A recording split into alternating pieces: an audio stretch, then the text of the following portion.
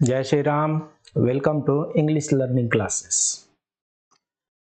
और इसमें हम अभी तक नाउन पढ़ चुके हैं, पार्ट्स ऑफ स्पीच पढ़ रहे हैं, उसमें हम अभी तक नाउन पढ़ चुके हैं।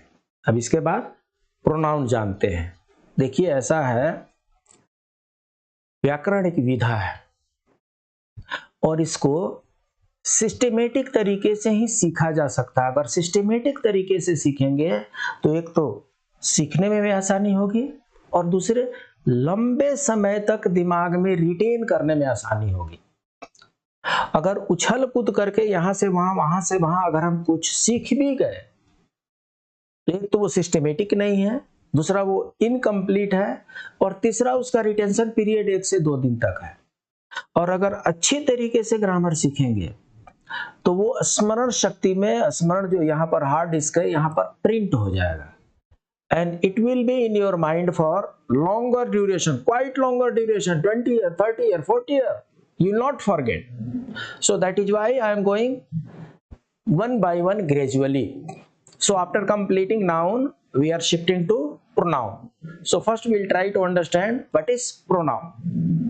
तो सबसे पहले हम हिंदी में समझते हैं। क्यों? क्योंकि मैं हिंदी से इंग्लिश में ग्रामर सिखा रहा हूं और मेरा पर्पस ये है कि लगभग वो सारे हिंदी भाषी जो हिंदी ग्रामर जानते ही होंगे, उनको एक बार याद दिलाते चलते हैं। थोड़ी सी पुरानी यादें शायद ताजी हो जाए और हो सकता है कि कुछ नई इंफॉर्मेशन उसमें फीड हो जाए। और जिनको सब कुछ भूल गए हैं, जिनको याद ही नहीं है, चाहे जो प्योर न्यू लर्नर है, उनके लिए तो ये टॉनिक का काम करेगा। सो प्रोनाउन पर समझने से पहले, सर्वनाम, प्रोनाउन का अर्थ होता है सर्वनाम। सर्वनाम समझने से पहले हमें एक उदाहरण समझना है और उदाहरण ये है, राहुल ने कहा कि राहुल कल विद्यालय नहीं जाएगा क्योंकि राहुल को कल जयपुर जाना है। राहुल के मामा जी के घर जा रहा है क्योंकि राहुल को राहुल की नानी जी से मिलना है। राहुल की नानी जी बीमार है। मतलब 2 सेंटेंस, 2.5 सेंटेंस में, एक सेंटेंस, 2 सेंटेंस और एक छोटा सा है, 3 सेंटेंस में लगभग 10 बार हमने राहुल शब्द की पुनरावृत्ति कर दी। सुनने में कैसा लगा? अच्छा नहीं लगा, अटपटा लगा, कुछ अधूरा लगा, वैसा फ्लो नहीं आ रहा था जैसा आना चाहिए। इसी को ठीक करने का नाम तो ग्रामर है। अब ये जहां जहां राहुल है, वहां वहां उस नाउन के बदले हम प्रोनाउन डालते हैं, सर्वनाम डालते हैं और फिर देखते हैं कि इसमें क्या परिवर्तन आता है सुनने में, समझने में, बोलने में। राहुल ने कहा कि कल वह विद्यालय नहीं जाएगा क्योंकि उसे कल जयपुर जाना है। वह अपने मामा जी के घर जा रहा है क्योंकि उसे अपनी नानी जी से मिलना है। उसकी नानी जी बीमार जो हैं। अब देखिए, सेंटेंस वही है, वही 3 सेंटेंस है। इन 3 सेंटेंस में राहुल सिर्फ एक बार प्रयोग में आया है और बाकी समय में क्या है? राहुल ने कहा कि वह, कि कल वह, तो ये वह आ गया, राहुल के बदले यहां पर वह आ गया, राहुल के बदले यहां पर उसे आ गया, राहुल के बदले यहां पर वह आ गया, राहुल के बदले यहां पर अपने आ गया, राहुल के बदले उसने अपनी आ गया, राहुल के बदले उसे आ गया, राहुल के बदले उसकी आ गया। ये राहुल जो नाउन है, उसके बदले में जो शब्द आ रहा है उसी को सर्वनाम कहते हैं। इससे क्या होता है? एक तो आप वर्ड के रेपिटेशन से बचते हैं। हो सकता है कि किसी का नाम बहुत बड़ा नाम हो, अब्दुल गनी खान चौधरी, खान गफूर अब्बार खान, गफार खान, इतने बड़े 2-2 हाथ के नाम हो तो आपका सेंटेंस तो सिर्फ नाम लिखने से ही भर जाएगा। तो एक तो पुनरावृत्ति रोकते हैं, दूसरा जहां भी बात करते हैं उसमें समय कम लगता है, तीसरा जहां लिखते हैं वहां पे स्पेस कम लगता है, चौथी चीज क्या होती है कि उसको सुनने में अच्छा लगता है, स्पष्ट लगता है, लॉजिकल लगता है।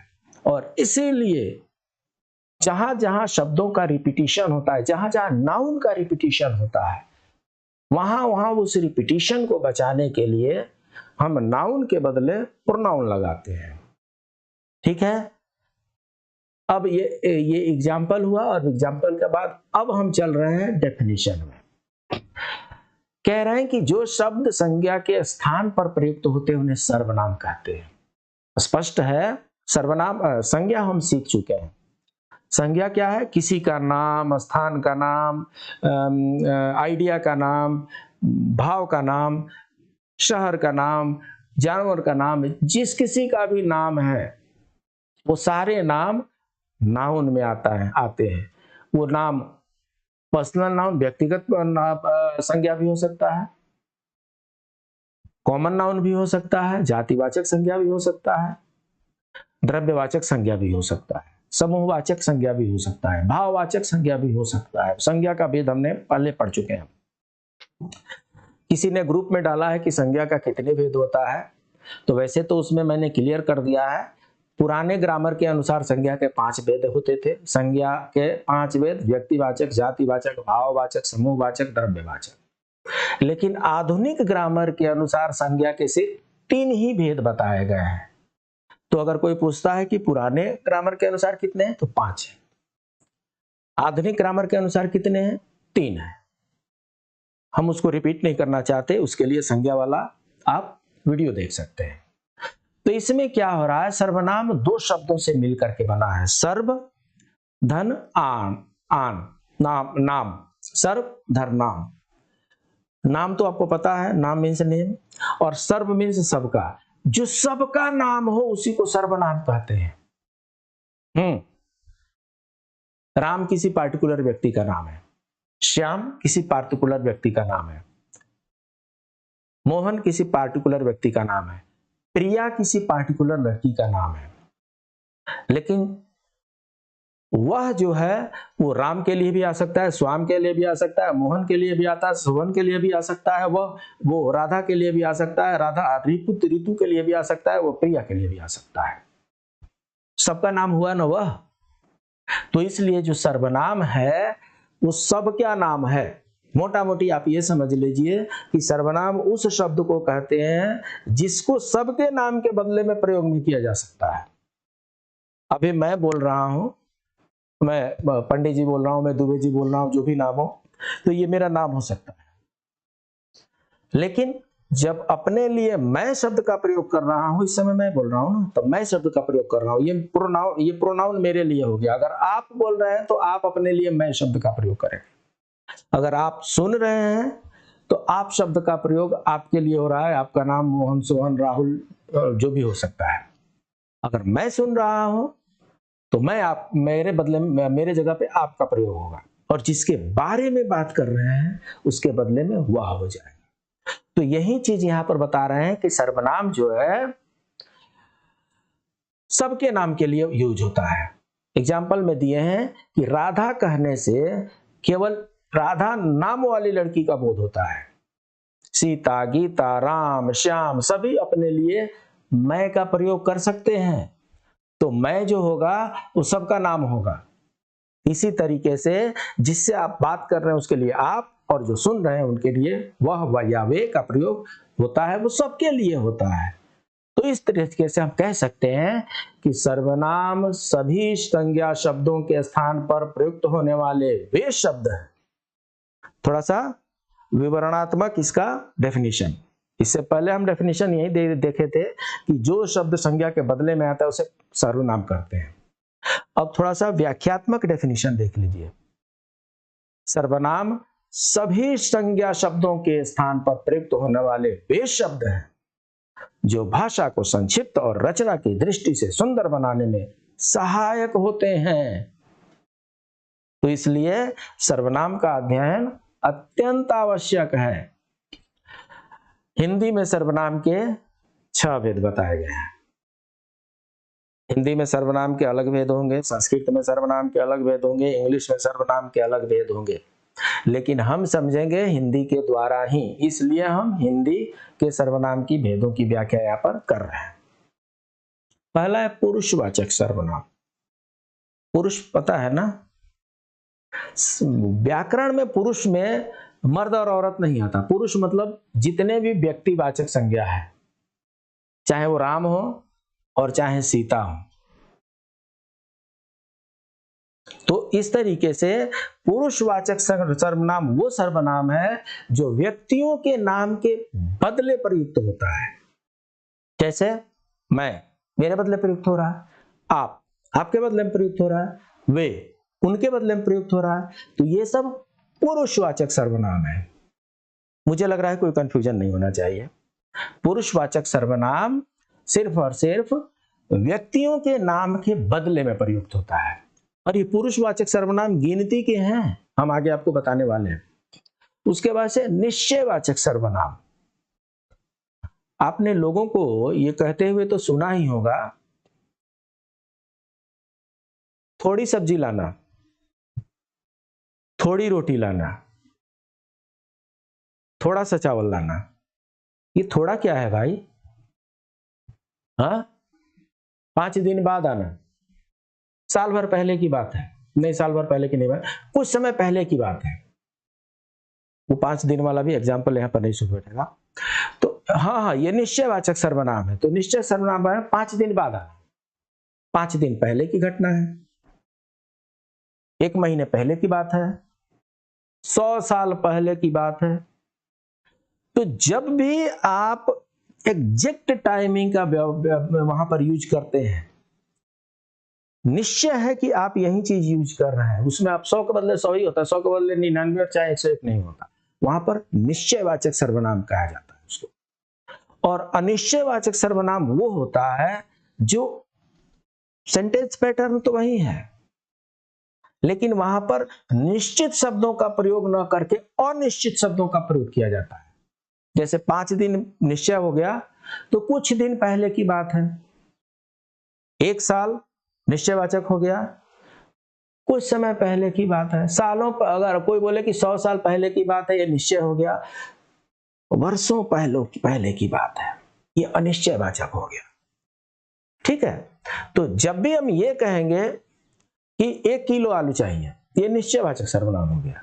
और जब भी हम कहेंगे थोड़ा सा आलू दे दो भाई, ये अनिश्चयवाचक सर्वनाम हुआ।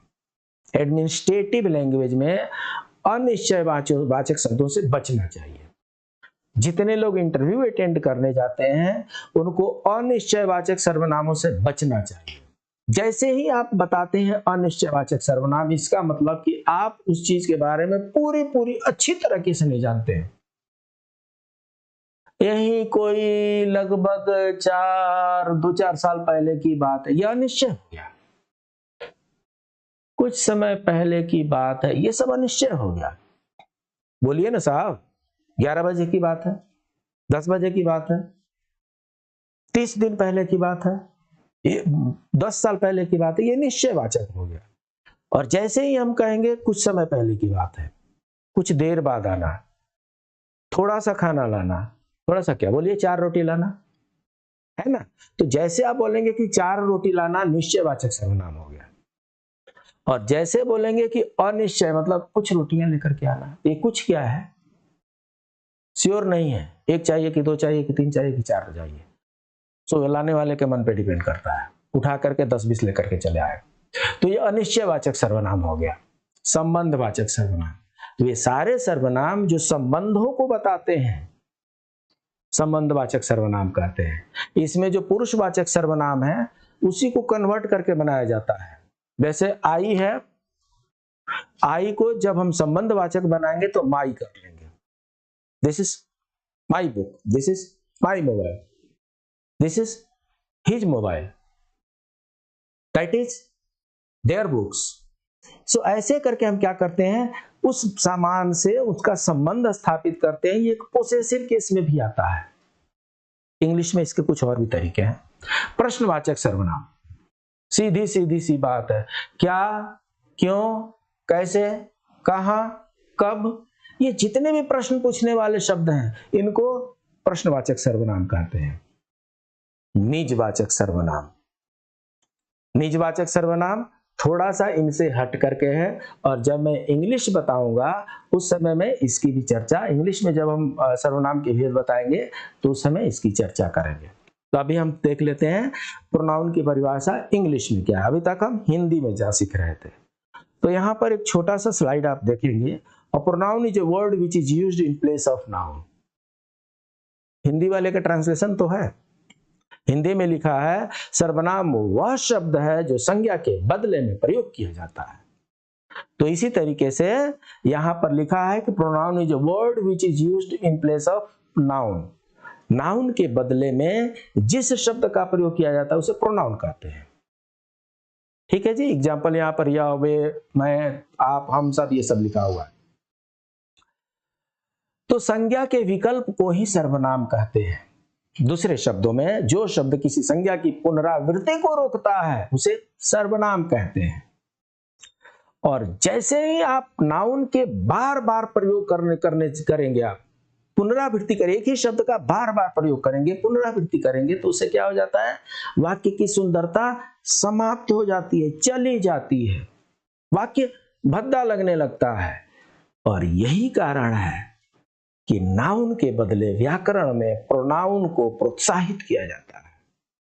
तो हमें उम्मीद है कि आज के बाद से अपने नामों को बार बार आप रिपीट नहीं करेंगे। पहले भी नहीं करते होंगे, अब ध्यान से नहीं करेंगे कि अपना नाम बार बार, चाहे किसी और का नाम बार बार रिपीट करना पड़े। एक पहली बार उसका नाम ले लीजिए और बाकी हर बार उसके सर्वनाम के रूपों का नाम लेना है। एग्जाम्पल यहाँ पर बता रहे हैं, Ram is a teacher but does not teach any book. यहाँ पर राम है, बट राम और राम यहाँ पर 2 बार आया है। Ram is a teacher but Ram does not teach any book. शिक्षक तो हैं ये, लेकिन ये कोई पुस्तक नहीं पढ़ाते हैं, कोई एडमिनिस्ट्रेटिव जॉब करते होंगे। तो यहाँ पर तो है कि राम जो प्रोनाउन है, इस राम का यहाँ पर रिपीटिशन हो गया है। अब हम क्या कर रहे हैं, यहाँ पर प्रोनाउन लगा रहे हैं, राम के बदले प्रोनाउन यहाँ पर लगा के देखते हैं। Ram is a teacher but he doesn't teach any book. यहाँ पर क्या हुआ, राम के बदले हमने ही लगा दिया। राम एक शिक्षक हैं लेकिन कोई पुस्तक नहीं पढ़ाते हैं, है ना। तो यहाँ पर वह आ गया, राम के बदले यहाँ पर वह आ गया, इंग्लिश में राम के बदले ही आ गया। और ये ही और वह जो है, यही प्रोनाउन है। आप देखेंगे कि वाक्य में बार बार एक ही शब्द की पुनरावृत्ति अच्छी नहीं लगती है, इसलिए अर्थ के अनुसार, वाक्य के अनुसार प्रोनाउन का प्रयोग किया जाता है ताकि वाक्य बेहतर अर्थ प्रस्तुत कर सके। ये एक प्रोनाउन का आप समझ लिए कि मोटा मोटी संपूर्ण लिस्ट है। इसमें से शायद ही कुछ प्रोनाउन छूटे हुए हों। जब मैं कह रहा हूं कि इस प्रोनाउन को छूटे हुए हों तो मैं आपको बताता चलूं, ये पर्सनल प्रोनाउन ही है। ये पर्सनल प्रोनाउन लिखा है ना, तो ये पर्सनल प्रोनाउन ही है। यहां पर देख लीजिए आप, एक वचन, द्विवचन, बहुवचन है, सिंगुलर प्लूरल है। ये नॉमिनेटिव केस है, मैंने आपको पढ़ाया है केस वाले में इससे पहले, इंग्लिश 8 में। ऑब्जेक्टिव केस है, हमने पढ़ाया है। पोसेसिव केस है, केस में पढ़ाए हैं हम। पोसेसिव प्रोनाउन है, अभी हम पढ़ने जा रहे हैं। रिफ्लेक्सिव प्रोनाउन है, अभी हम पढ़ने जा रहे हैं। ये टेबल अगर आपको याद हो जाए, और ये मुश्किल काम नहीं है, मैं आपको टेबल याद करने का तरीका बताता हूं। ऐसे आप एक टेबल बना लीजिए और इसमें इन सब का नाम लिख लीजिए। ये नाम लिख लेना है। लिखने के बाद से अब आप देखिए, जब आपको मैंने पर्सन सिखाया है, पर्सन मुझे लग रहा है कि ये इंग्लिश 6 या 7 क्लास में है, देख लीजिएगा उस वीडियो को। तो जब मैंने वचन सिखाया है तो वचन 3 प्रकार के होते हैं, फर्स्ट पुरुष, सेकंड पुरुष, वचन नहीं, पर्सन। फर्स्ट पुरुष, first person, second person, third person. प्रथम पुरुष, द्वितीय पुरुष, थर्ड को अन्य पुरुष बोलते हैं। तो ऐसा है कि ये 3 ही पुरुष होते हैं। तो सीधी सी बात है, मैं बोल रहा हूं, जो बोलता है वो प्रथम पुरुष है। इंग्लिश में जो बोलता है वो फर्स्ट पर्सन में आता है, जो सुनते हैं वो सेकंड पर्सन में आते हैं,